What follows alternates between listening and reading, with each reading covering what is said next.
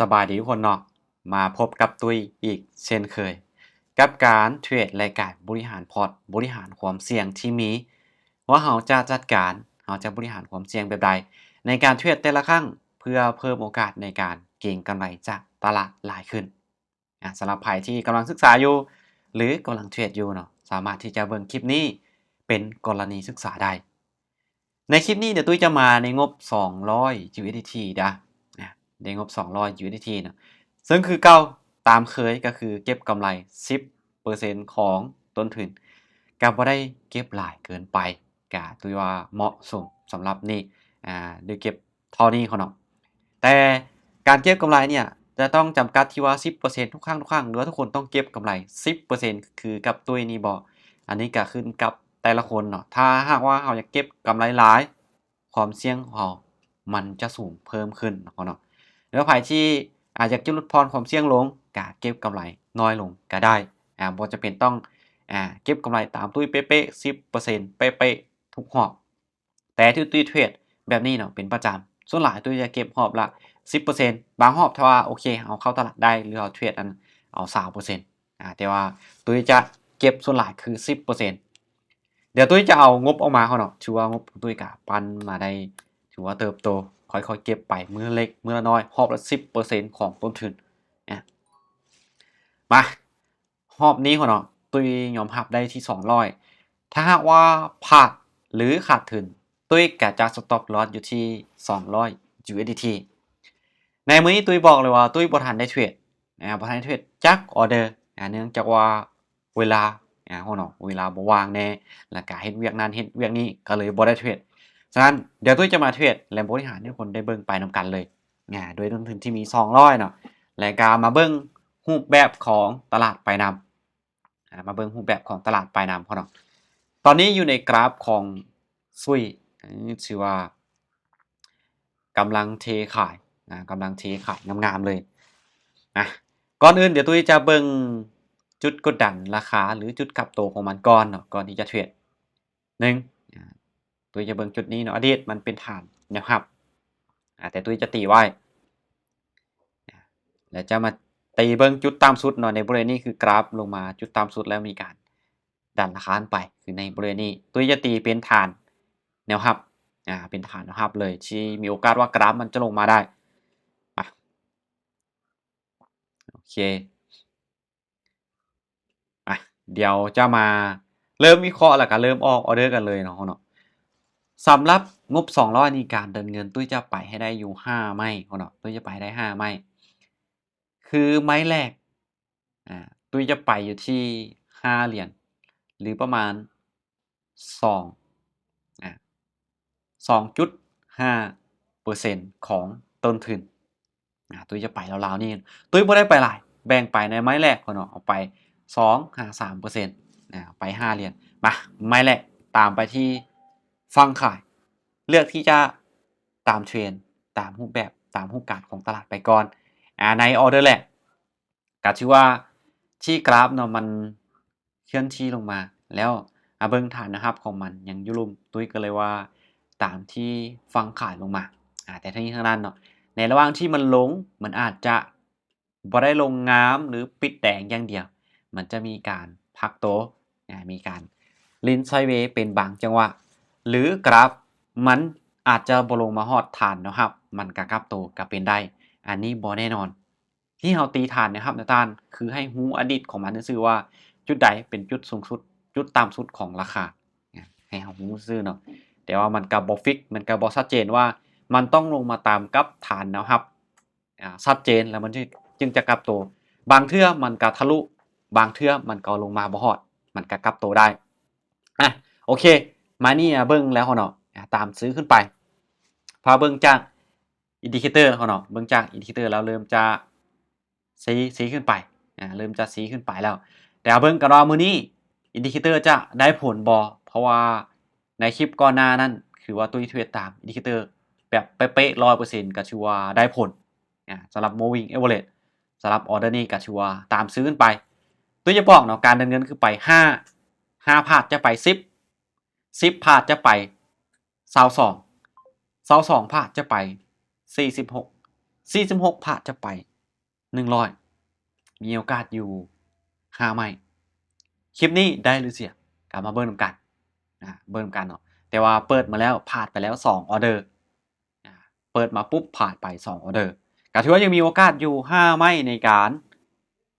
คูณเงินในการแก้ตัวออเดอร์นี้ไปที่22ขายทุกคนเนาะมัวแต่อธิบายมัวแต่เกือบบ่ทันออเดอร์นี้ขายลงมาก็ถือว่าขายลงมาก็คืออินดิเคเตอร์ที่คนเนาะและแท่งเทียนนี่แกงอยู่กองถือว่ายังส่วนหลายแล้วยังอยู่กองของอินดิเคเตอร์เนาะลงมาแท่งเทียนตัวนี้ลงมาเนี่ยเกิน 50% แต่ว่ามาเบิ่งกันว่ามื้อนี้อินดิเคเตอร์มันจะได้ผลบ่ถือว่าไปคนละทิศคนละทางกับอินดิเคเตอร์เลยในระหว่างนี้คนเนาะในระหว่างนี้ที่ผ่านมานี้ก็มีจุดที่มันได้ผลบางจุดที่มันบ่ได้ผลฉะนั้นในเมื่อเฮาเบิ่งแล้วว่ามันไปคนละทิศคนละทางกันมันไปตรงกันข้ามกับอินดิเคเตอร์เขาจะบ่เทรดเขาจะบ่ตามมันยังเหลือโอกาสอยู่2ไม้46 USDT ออเดอร์นี้ซื้อขึ้นไปเจ้าส่วนมันไปเลยเจ้าส่วนไปเลยอินดิเคเตอร์บ่ได้ผลบ่เป็นหยังส่วนมันเขาต้องเบิ่งไปพร้อมเนาะถึงรูปการของตลาดถ้าว่าตัวใดที่มันใช้แล้วมันได้ผลตัวใดที่มันใช้แล้วบ่ได้ผลเขาก็เปลี่ยนเพราะว่าอินดิเคเตอร์มันมีจุดมีจังหวะที่มันได้ผลมีจังหวะที่มันตอบโจทย์และบ่ตอบโจทย์โอเคนิ่งไว้งามๆถือว่าพลาดไป3ไม้วินในไม้ที่4กลับมามีกำไร 6.5 ดอล6.7 ดอลก็ถือว่าเฮามีกำไรนี่ก็1ก็คือ1จังหวะ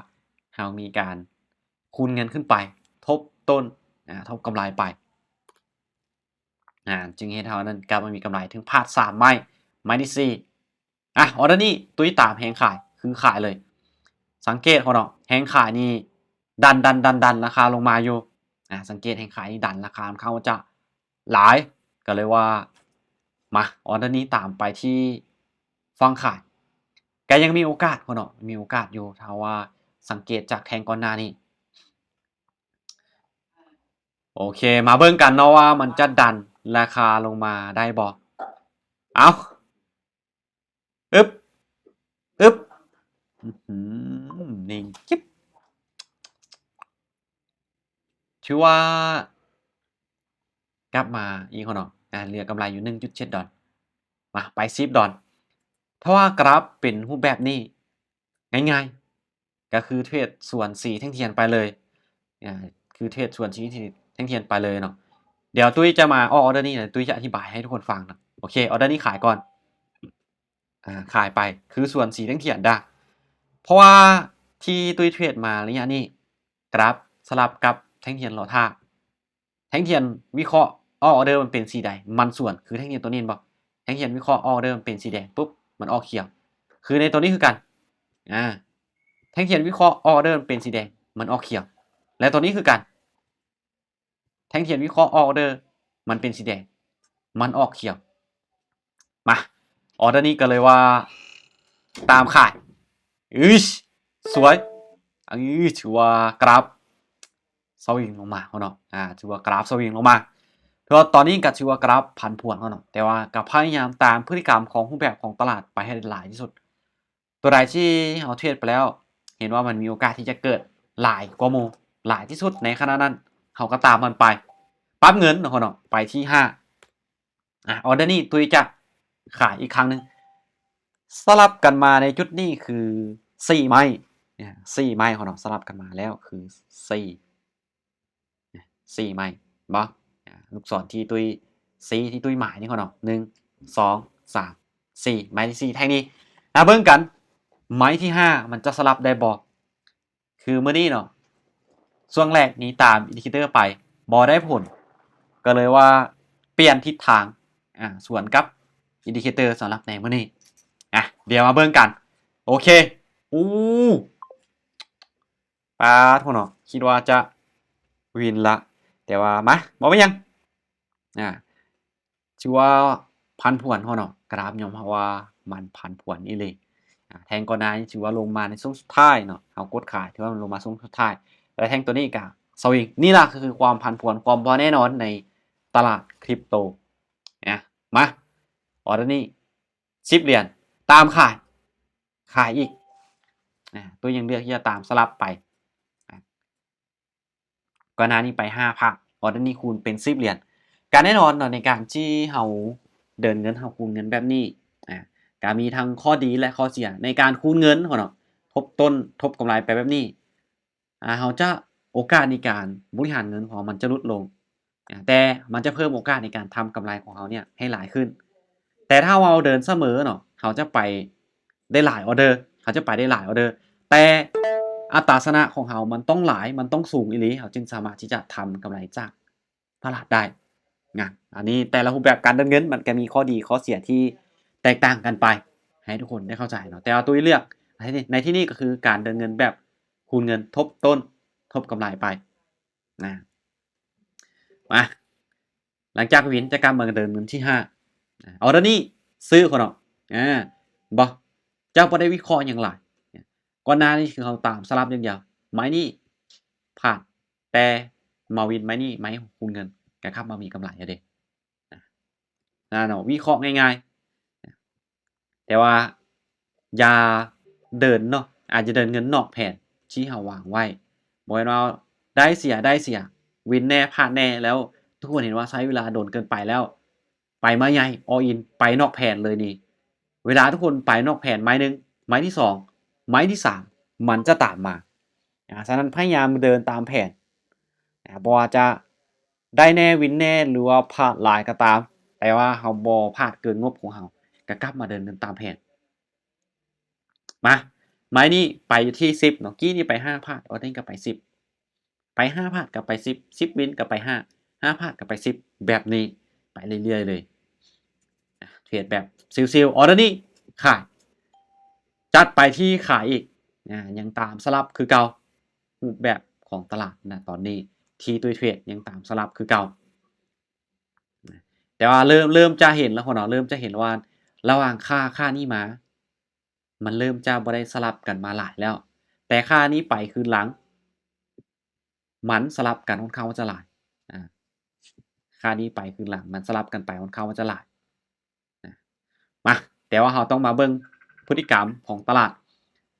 โอเคถ้าว่ามันเริ่มจะบ่สลับกันเราก็ต้องเปลี่ยนแนวโน้มเปลี่ยนทิศทางในการเทรดใหม่บ่แม่นว่าเราเห็นพฤติกรรมของตลาดเปลี่ยนแล้วเราจะเทรดในรูปแบบเก่าๆอยู่มันจะบ่ได้ผลเราต้องเบิ่งรูปแบบของตลาดไปนำไป5ภาคไป10ภาคออร์เดอร์นี้จะไปที่22โอเคออร์เดอร์นี้ไปที่ฝั่งซื้อจะไปที่ฝั่งซื้อโอ้แต่ว่าแทงขายนี่เทหลายอยู่มาแต่ว่าเลือกไปที่ฝั่งซื้อเนาะเพราะว่าหยังเพราะว่าที่ผ่านมานี่คือมันค่อนข้างว่าจะไปตามสีหรือไปตามท่าแฮงของอินดิเคเตอร์จะเป็นส่วนหลายเห็นบ่เริ่มจากค่านี้มาเนาะจากบริเวณนี้มาเวลาที่แท่งเทียนอยู่เทิงอินดิเคเตอร์มันจะปิดเป็นเขียวเวลาที่แท่งเทียนตัดอินดิเคเตอร์ลงมามันจะปิดเป็นแดงในบริเวณนี้ฉะนั้นเนาะในจุดนี้ท่าแฮงหรือท่าทีของมันเนี่ยค่อนข้างว่าจะไปตามอินดิเคเตอร์ก็เลยซื้อขึ้นไปเห็นบ่รูปแบบในการเทรดเฮาเบิ่งพฤติกรรมของตลาดว่ามันเป็นแบบใดที่ผ่านมามันเกิดแบบใดหลายที่สุดตามมันไปตามคนส่วนหลายในตลาดไปถ้าเฮาอยากได้กำไรจากตลาดนี่ตุ้ยได้กำไรมาแล้วเนาะก็คือตามเป้า 10% ของต้นทุนอัตราชนะอยู่ที่ 36.36% แต่ได้กำไรที่21.6ดอลกำไรตามเป้าตุ้ยใช้เวลาในการเทรด8โมง10นาทีก็คือมาฮอดอยู่ที่8โมง20ใช้เวลาในการเทรด10นาทีได้กำไรมา21เหรียญหรือว่าตีเป็นกิบ24แสนได้ต้นทุนก็คือว่าใช้ต้นทุนของเขาจะละ4ล้านเก็งกำไร 10% ของต้นทุนมันก็บ่ได้ยากนะครับบ่ได้ง่ายเกินไปสำหรับในการเทรดขอเพียงแต่ว่าทุกคนมีแผนที่ชัดเจน มีการบริหารเงินที่ชัดเจนมีวินัยกับมันโอกาสทำกำไรมีสูงเห็นบอยแท่งก็หน้านี่ถ้าเรากดซื้อขึ้นไปวินตามอินดิเคเตอร์ถือว่าวินแต่ว่าตุ้ยเป็นยังคือบ่ออกเป็นยังคือบ่ไปพักแล้วกำไรตามเป้าก็คือยุดในหอบนี้เขาเนาะโอเคสำหรับคลิปนี้มาเทรดด้วยงบ200มาบริหารและมาเทรดให้ทุกคนเบิ่งสดๆว่าในการเทรดในกราฟตัวจริงเขาเจอกราฟที่มันพันพวนเจอกราฟที่มันเปลี่ยนแปลงตลอดเวลาเขาจะหับมือแบบใดอันนี้คือวิธีการทุกคนสามารถที่จะเบิ่งเป็นกรณีศึกษาและเอาไปปรับใช้ได้สำคัญคือเขาพยายามมีสมาธิมีสติไฮไลท์ในการเทรดเขาบอหัวห้อนเนาะเขาบอห้อนเห็นว่ากราฟมันเปลี่ยนไปเปลี่ยนมาแบบนี้โอ้ยไปจังนั่นกับบวินไปจังซี่กับบวินกราฟคือเปลี่ยนไปเปลี่ยนมาแบบนี้ตลอดเขาบอต้องหัวห้อนเมื่อไหร่ที่เขาหัวห้อนเขาอารมณ์บดีเขางุนงิดเมื่อนั้นคือเขาเป็นทองตลาดจะเป็นเจ้าเขาฉะนั้นทุกคนพยายามมีสติใจเย็นให้หลายขึ้นโอเคสำหรับพร้อมนี้บายบายคนได้หวังว่าสำหรับไผ่ที่เบิ่งคลิปนี้เนาะอาจจะบ่ได้อย่างใดกาอย่างหนึ่งเนาะ mindset หรือวิธีการเทรดเล็กๆน้อยๆจากตุ้ยไปสำหรับคลิปนี้ตุ้ยมาเทรดให้คนเบิ่งเป็นกรณีศึกษาบ่ได้มีเจตนาที่จะตัวโยกไผ่มาเทรดทั้งนั้นเพราะว่าไผ่เทรดเพื่อนได้ไผ่เทรดเพื่อนเสียแล้วต้องของเนาะขึ้นกับทุกคนยอมรับผมเสี่ยงได้ทุกคนจึงเทรดทุกคนมีความรู้ทุกคนจึงเทรดทุกคนบ่มีความรู้ทุกคนยอมรับผมเสี่ยงบ่ได้ทุกคนบ่ต้องเทรดโอเคเขาเนาะสำหรับคลิปนี้บายบายเดี๋ยวพบกันใหม่ในคลิปต่อไปนะ